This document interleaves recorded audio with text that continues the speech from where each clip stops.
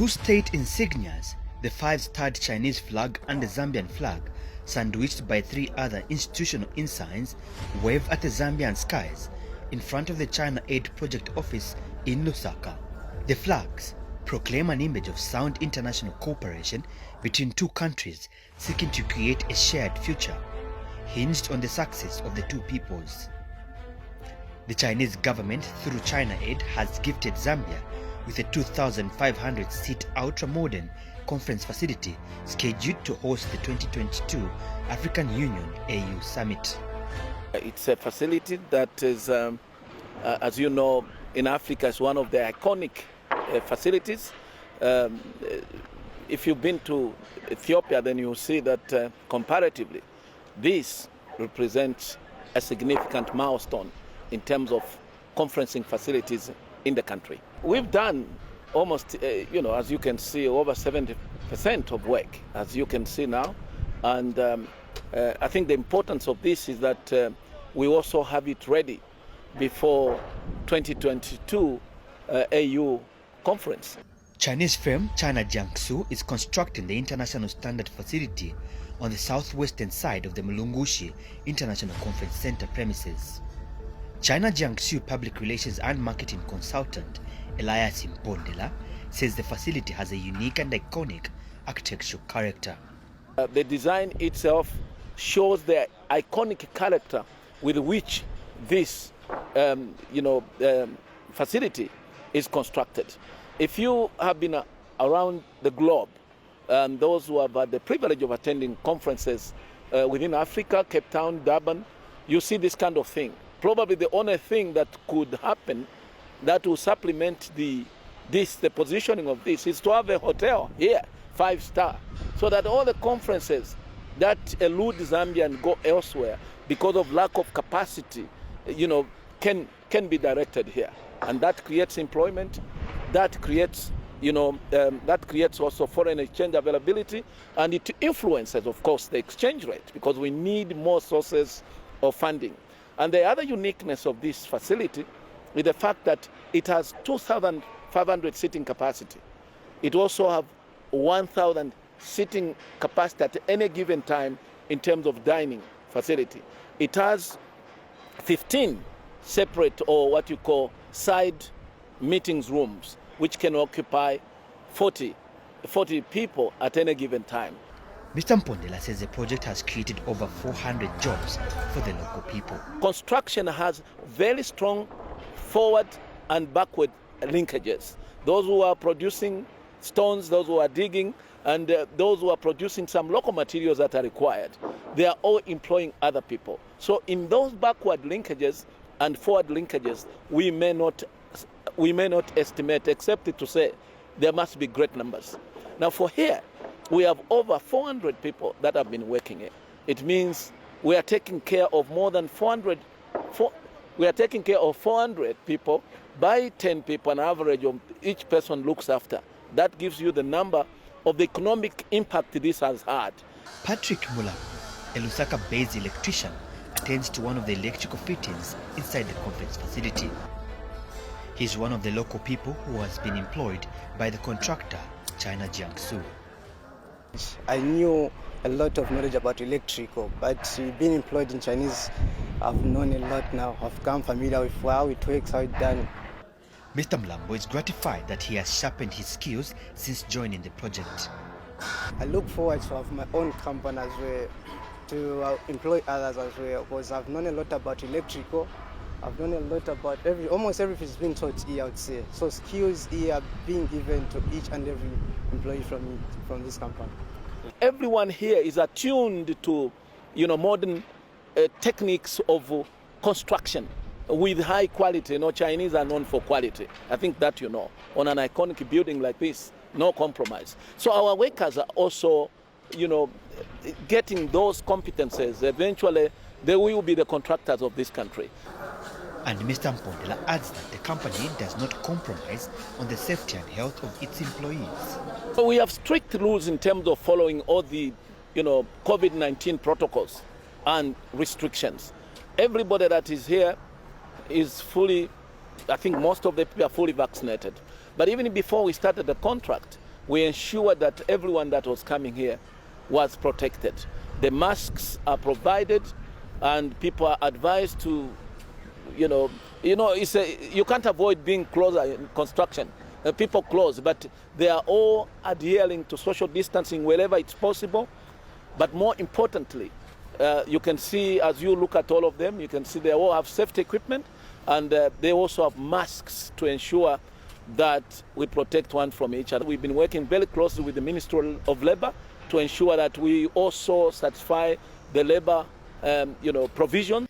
An African Union AU sculpture erected at these premises some time back is among the few long-standing things still noticeable on the project working area. The symbolic artwork is bearing witness to the construction of the new Mulungushi AU Conference Center.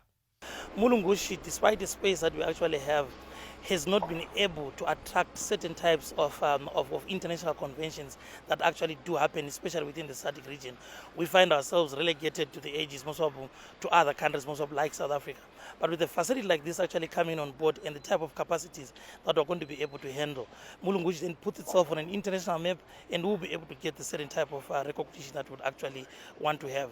I mean, the facility is a 2,500-seater conference auditorium, and therefore, with that, we pose ourselves most of as the largest in the region, and therefore we'll now be able to attract that type of business. Mr. Sibanda has also highlighted other spiral benefits that are expected to accrue to the local community once works here are done. With the bigger conferences that we're going to get, we're looking at more suppliers. The people that have already been supplying us definitely will do that. We're looking at the hotel schools that we actually have here. The facilities are here both from a training point of view and from a point of actually creating employment as well. So we will see a huge community around us benefiting from the facilities that are going to be here. And Mr. Mpondela notes that the impact of the project spreads to local companies who have been engaged as subcontractors. We have a number of subcontracts that have been given. We may not have too many, again, because of the speed at which this is being constructed and, of course, the quality that is required. But like I said, in terms of backward and forward linkages, the stones are not supplied by us, and there's so many, so many other equipment that we buy from here, cables and all these things. So all these are part of what this facility is giving to the local suppliers.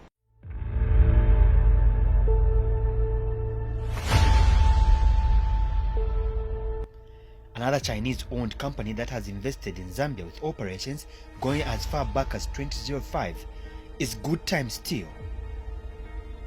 We are steel manufacturer. We produce different kind of steel. We can say we are #1 steel manufacturer in Zambia. So we can produce more than 300 type of steel. So basically we cover all the steel products. Since inception, the company has invested more than $100 million in its operations. Basically, our model of investment is come from our pockets. So all the investment come from China. Some part of investment come from the profit we generate. So we keep investing every year. So our capacity so far is 60,000 tons of steel. The steel manufacturing entity has employed over 1,000 full-time local people. Clement Walia, a metal fabricator, is one of the many locals who work here. If I was to leave this company, I can work in any other company. So when I joined this company, it was more like upgrading, yes, in terms of my skills. One, in terms of welding, I wasn't that much good compared to now. Yes, because the previous company where I was working, I learned a little bit, but here I've excelled. Good Time Steel has an active union in place which ensures that the welfare of employees is given attention in conformity with the country's labor laws.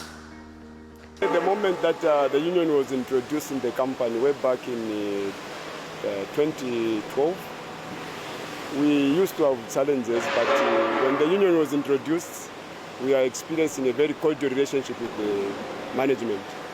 There are so many things that management has put in place actually, of course, after having some negotiations with them, and we make sure that they implement what we have agreed with them in the collective agreement. Recently, the latest event I can allude to is where we had our salary increment just January this year. And Mr. Chisoko has advised people not to generalize a few isolated negative tales regarding Chinese investment, as situations differ and is mostly positive in many other companies. There are so many myths surrounding Chinese investment, but what I can say is we cannot move from the particular to the general. If one particular firm has made a lot of mistakes, it's unfair to generalize that everyone is like that. So I'm happy that you have come so that you see for yourself what is happening at Good Times Steel.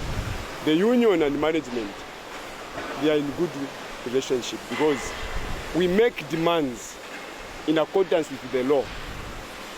And the collective agreement cannot supersede the labor laws. Good Times Steel has been supporting a number of local scrap metal dealers. I see the opportunity for them because we are growing every year, but to make sure they are working hard, they are more competitive, they provide more good service. Yeah, that's the opportunity for them. The impact and influence of Good Times Steel extends beyond the walls of the highly mechanized plant. Outside these premises, Annette Chilofia owns a makeshift store where she sells assorted fruits. She has been doing this business for over 10 years. The consistent support that she has secured from Good Times Steel employees has enabled her to build a house for her family.